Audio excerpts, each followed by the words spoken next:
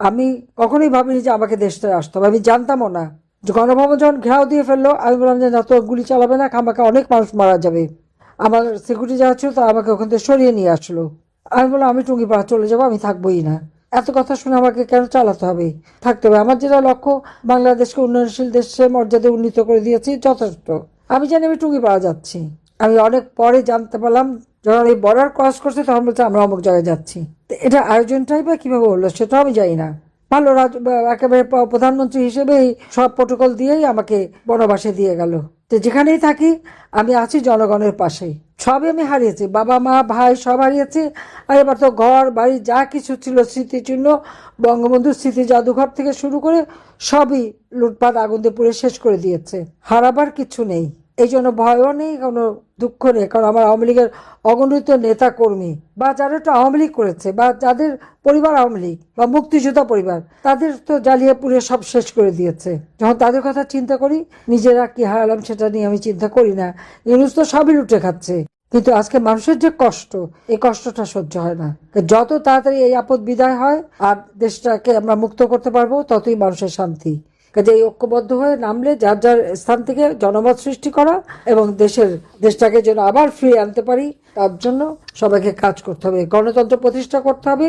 আর এইভাবে ইলেকশন না, ইউনূসের দ্বারা কোনো ইলেকশন অবাধ নিরপেক্ষ হতে পারে না। প্রয়োজনে হ্যাঁ, যদিও আমাদের 2029 পর্যন্ত সময়, তারপরে বলবো দেশের সাথে তাহলে নতুন করে আবার কেয়ারটেকার গভর্নমেন্ট করে সেখানে ইলেকশন করা। কিন্তু এবং যারা ওই দায় মুক্তি দিয়েছে 15 জুলাই থেকে যারা হত্যা করেছে, মানুষ মেরেছে, হচ্ছে সংখ্যালঘু হত্যা, পুলিশ হত্যা, আওয়ামী লীগ নেতাকর্মী হত্যা, যতগুলি হত্যাকাণ্ড ঘটেছে তার তদন্ত করতে হবে। জাতিসংঘ যে ভুয়া রিপোর্ট দিল মানবাধিকার সংস্থা 1400, আমি তো 1400 মানুষকে হত্যা করিনি, একটা মানুষকে আমি হত্যা করিনি। এবং আমি জুডিশিয়াল এনকোয়ারি কমিশন গঠন করে দিয়েছিলাম, কেন তাকে কাজ করতে দেয়নি সে জবাবদিহি করতে হবে। আমি তো বলবো যে আন্তর্জাতিকভাবে তদন্ত কমিশন পাঠিয়ে এখানে তদন্ত করা হোক, যে এই হত্যাকাণ্ডগুলি কিভাবে হয়েছে, কার দ্বারা হয়েছে, বা 7.62 বুলেট কে আনলো, কে এই অস্ত্রের ব্যবসা করে। আমি যদি বলি ইউনূস নিজেই এই ব্যবসার সাথে জড়িত, অস্বীকার করতে পারবে? নইলে এত টাকার মালিক হলো কোত্থেকে, সেটাও তো প্রশ্ন। কাজে সকলকে ঐক্যবদ্ধ এখন নামার সময়। আর এই নির্বাচনে আমাদের কারো ভোট দিতে যাওয়ার দরকার নাই, কারণ ভোট লাগবে না, তো তার আগে ইলেকশন করে ফেলবে। আর যেখানে যদি এরকম বেশি চাপ প্রয়োগ করে, তো বিএনপি জামাত যেন ভোটটা না পায়, এটা দেখতে হবে। তাদেরকে ভোট দেওয়ার কোনো, তাদের ভোট পাওয়ার কোনো অধিকার নাই। এনসিপি বিএনপি জামাত একই বৃন্তে মানে ফুল, তাদের মধ্যে কোনো তফাৎ নেই, সবই জঙ্গি সন্ত্রাসী দুর্নীতিবাজ। মানে 10 মাসের থেকে তো আমরা হিসাব দিচ্ছি, হাজার হাজার কোটি টাকার মালিক হয়ে গেছে সব। 1000 টাকা পকেটে ছিল না, এখন 1000 টাকার মালিক। পায়ে একজোড়া কোনো মতে একটা স্যান্ডেল পরতো, দামি শু পরে আবার সোফায় পা তুলে সেটা দেখায়। তো এরা আবার দেশ চালাবে। কাজে এই জন্য পেশাজীবীদের আমাদের দরকার, সবাই আরো ঐক্যবদ্ধ হন। আমি বিশ্বাস করি যে ঐক্যবদ্ধ জনতার কাছে যে কোনো শক্তি পরাজিত হতে বাধ্য। একটা সার্ভে দেখলাম, হ্যাঁ সার্ভেটা যে বেশ তৈরি করে দেওয়া, এতে কোনো সন্দেহ নাই, সেটা সার্ভে দেখলেই হবে। আওয়ামী লীগ নাই, কারণ আওয়ামী লীগ তো ব্যান্ড। অবৈধ ক্ষমতা দখলকারী ব্যান করে জনগণের ভোটে নির্বাচিতদের, কি অদ্ভুত ব্যাপার। ডাকাত ঘরে ঢুকে ডাকাতি করতে চেয়ে তারাই মালিক বনে গেল, আর ঘরের মালিক তখন ঘরের বাইরে। বাস্তবতাটা তো এইখানেই। কারণ হ্যাঁ, ভোট দেওয়ার জন্য যদি এখন সরকারি কর্মচারীদের ব্যবহার করা হয়, আমি দেখলাম যে আমাদের নির্বাচন নিয়ে একটা তদন্ত প্রতিবেদন দেওয়া হলো।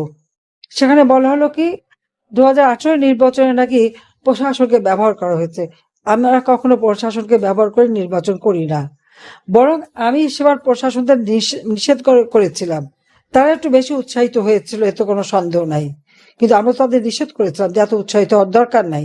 কারণ সার্ভে রিপোর্টেই ছিল আমাদের কাজের মধ্য দিয়ে আমরা জনগণের কল্যাণ করেছি, জনগণের উন্নতি করেছি, জনগণের সমর্থন পেয়েছি। আমরা যতবার ক্ষমতা এসেছি আমাদের জনপ্রিয়তা বৃদ্ধি পেয়েছে একটাই, সেটা হলো আমরা জনগণের জন্য কাজ করেছি, জনসেবা করেছি। কারণ আমি যখন প্রধানমন্ত্রী হয়েছি, আমি আমার বাবার মতো বলেছিলাম যে আমি প্রধানমন্ত্রী, আমি জনগণের সেবক, আর সেবক হিসেবে কাজ করেছি এবং জনগণ তা মূল্যায়ন করেছে। হ্যাঁ, 2014 নির্বাচনে কেউ ইলেকশন করবে না, সেখানে বলা হলো যে সেখানে এতজন আনকন্টেস্টেড। হ্যাঁ ঠিক, আমরা সেটা পছন্দ করিনি। কিন্তু আমার প্রশ্ন, জিয়ার আমলে যারা কন্টেস্ট করে কয়জন জিততে পেরেছিল, সে জবাবটা কি দেবে, সেটা বাদ দিলাম। 1981 সালে যে রাষ্ট্রপতি নির্বাচন হলো সত্তার সাহেব এবং বনাম কামাল হোসেন, তখন কি কামাল হোসেনের কত ভোট পড়েছিল আর সত্তার সাহেবের কত ভোট পড়েছিল? তখন তো সত্তার সাহেবকে জিতায় দেওয়া হলো। সম্পূর্ণ মানে দিনের ভোট না, প্রকাশ্যে দেবালোকে সিল মেরে বাক্স ভরে দেওয়া হয়েছে এবং এক একটা পুলিং সেন্টারে ঢুকে ঢুকে সেখানে সোজা এক একটা বই নিয়ে সিল মেরে দিয়ে চলে এসেছে। আর আওয়ামী লীগের নেতা কর্মীদের উপরে চরম নির্যাতন। আসেন 1996 সালের 15ই ফেব্রুয়ারি নির্বাচন। 91 সালে কোনো দলই মেজরিটি পায়নি, যদিও তখন রাষ্ট্রপতি শাহাবুদ্দিন সাহেব আমাকে বলেছেন জামাত এবং জাতীয় পার্টি আমাকে সমর্থন দেবে, আমি সরকার গঠন করব কিনা আমি করি নাই, কারণ আমি যখন মেজরিটি পাইনি আমি করবো কেন। খালেদা জিয়া জামাতের সমর্থন নিয়ে সরকার গঠন করলো, কিন্তু সরকার গঠন করেই তার 5 বছর আর পূর্ণ করতে পারলো না। সে 96 সালে 15 ফেব্রুয়ারি একটা ইলেকশন করলো। কত পার্সেন্ট ভোট পড়েছিল তখন? সব দল বয়কট করলো। হয়তো 4-5% ভোট, যদিও টেনে টুনে 22% দেখানো হয়েছিল। আর এখনো 70 জনের উপরে আনকন্টেস্টেড। জনগণের ভোট চুরি করলে জনগণ তা মেনে নেয় না, এটা হলো বাস্তবতা। সেখানে আন্দোলন হলো।